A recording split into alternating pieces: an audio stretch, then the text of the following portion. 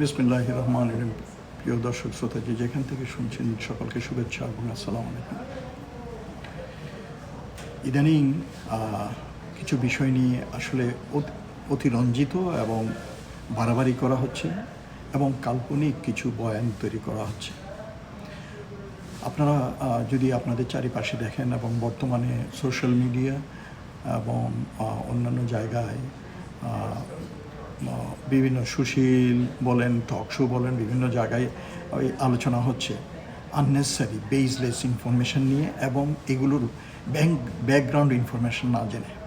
যেমন কিছু জিনিস আছে, আমি বলি ওই যে সেনাপ্রধান দাঁড়িয়ে রাখছে, এটা একটা বিতর্কের বিষয় হয়ে গেল। তারপর মনে করেন বাংলাদেশ মিলিটারি একাডেমিতে 4টা নতুন কোম্পানি করা হয়েছে, ওখানে আমাদের খলিফাদের নামে নামকরণ করা হয়েছে, এইটা নিয়ে। তারপর মনে করেন শিক্ষা ও নির্মাণের যে শিক্ষাটা আপাতত বন্ধ রাখা হয়েছে, এইটা নিয়ে। তারপর আরও অনেক জিনিস আছে, যে কলমাখচিত পতাকা নিয়ে অনেকে ঘোরাফেরা করতেছে, এগুলো নিয়ে। তো আমার কথা হচ্ছে যে জিনিসটা আমাদের বুঝতে হবে যে এই কাজগুলো এর আগেও বিভিন্ন জায়গায় আমরা দেখছি এবং হয়ে আসছে। তো এগুলো নিয়ে মানে এতটা বাড়াবাড়ি বা বয়ান তৈরি করার মতো না, কিন্তু কেন এখন করা হচ্ছে এবং কারা করতেছে এবং এটার উস্কানি কারা দিচ্ছে, এই জিনিসটা আমাদের সবাইকে বুঝতে হবে। এই যে কলমাখচিত পতাকা, মূর্তি বানানোর যে গল্প, সংখ্যালঘু ইস্যুতে উস্কানি, এগুলো অদৃশ্য অপশক্তির ফাঁদ। এটা আমাদের বুঝতে হবে, সবাইকে অনুধাবন করতে হবে এবং সতর্ক থাকতে হবে। যে কোনো জাতির জন্য সবচেয়ে বিপজ্জনক পরিস্থিতি তখনই সৃষ্টি হয় যখন জনগণের ধর্মীয় অনুভূতি, সাংস্কৃতিক পরিচয় এবং সাম্প্রদায়িক সম্পর্ককে রাজনৈতিক বা অন্য কোনো উদ্দেশ্যে ব্যবহার করা হয়। একটি সমাজে যদি ধারাবাহিকভাবে এমন সব ইস্যু সামনে আনা হয় যা মানুষের আবেগকে উত্তেজিত করে, পারস্পরিক অবিশ্বাস সৃষ্টি করে এবং রাষ্ট্রকে প্রতিক্রিয়াশীল অবস্থায় ঠেলে দেয়, তাহলে প্রশ্ন ওঠে, এসব কি কেবল বিচ্ছিন্ন ঘটনা নাকি এর পিছনে বৃহত্তর কোনো উদ্দেশ্য কাজ করছে? সাম্প্রতিক সময়ে বিভিন্ন ধরনের বিতর্ক, যেমন ধর্মীয় প্রতীক বা কালেমাখচিত পতাকা নিয়ে বিরোধ, মূর্তি নির্মাণকে কেন্দ্র করে উত্তেজনা, কিংবা সংখ্যালঘু সম্প্রদায়কে ঘিরে উত্তেজনাপূর্ণ ও বিভ্রান্তিকর প্রচারণা, এগুলো প্রায়ই সামাজিক যোগাযোগ মাধ্যমে দ্রুত ছড়িয়ে পড়ে। অনেক ক্ষেত্রে অসম্পূর্ণ তথ্য, পুরনো ছবি, গুজব বা বিকৃত বর্ণনা মানুষের মধ্যে ক্ষোভ ও বিভাজন বাড়িয়ে দেয়। এমন পরিস্থিতি বাস্তব ঘটনা ও পরিকল্পিত বিভ্রান্তির মধ্যে পার্থক্য করা কঠিন করে তোলে।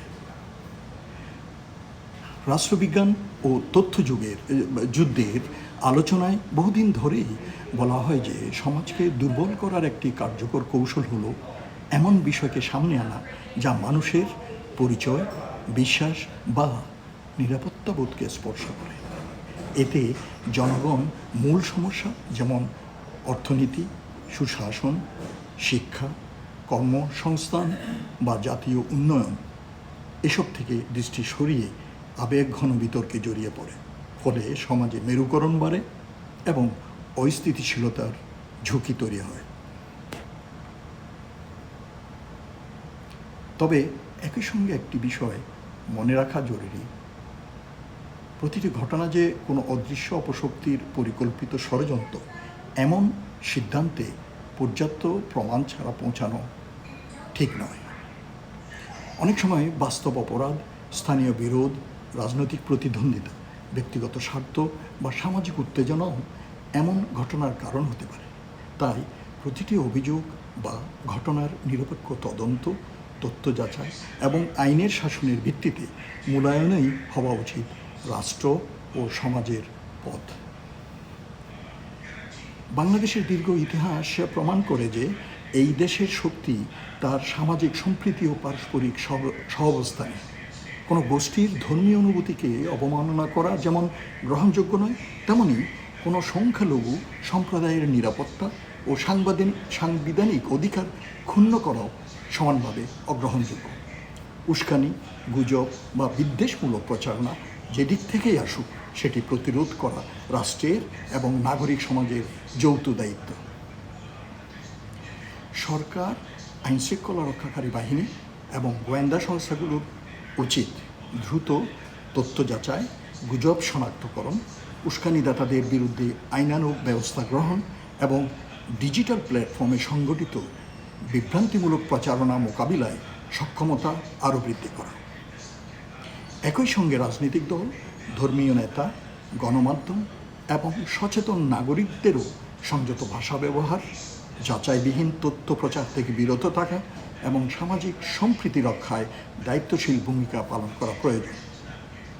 সবচেয়ে বড় কথা হলো, দেশপ্রেমের প্রকৃত পরিচয় আবেগে নয়, প্রজ্ঞায়। যে কোনো উত্তেজনাপূর্ণ ঘটনার পরপরই প্রতিক্রিয়া দেখানোর পরিবর্তে তথ্য যাচাই করা, আইনের প্রতি আস্থা রাখা এবং শান্তি ও সম্প্রীতি বজায় রাখাই একটি পরিণত জাতির বৈশিষ্ট্য। বাংলাদেশকে অস্থিতিশীল বা সংঘাতময় পরিবেশে ঠেলে দেওয়ার যে কোনো প্রচেষ্টা যে পক্ষ থেকেই আসুক তা ব্যর্থ করতে হলে সরকার, রাজনৈতিক নেতৃত্ব, গণমাধ্যম এবং সর্বোপরি দেশপ্রেমিক জনগণকে সতর্ক, সংযত ও ঐক্যবদ্ধ থাকতে হবে। জাতীয় ঐক্য, সাংবিধানিক শাসন এবং পারস্পরিক শ্রদ্ধাবোধই হতে পারে এই ধরনের বিভাজনমূলক ফাঁদ মোকাবেলার সবচেয়ে কার্যকর শক্তি। জাতির এই ক্রান্তি লগ্নে নতুন সরকারের প্রাথমিক যাত্রাপথে আমাদের দেশের অভীষ্ট লক্ষ্যে পৌঁছার জন্য সকলকে ঐক্যবদ্ধ থাকতে হবে এবং দেশের শত্রুদের মোকাবিলা করার জন্য সংঘবদ্ধভাবে, ঐক্যবদ্ধভাবে প্রস্তুত থাকতে হবে। ধন্যবাদ।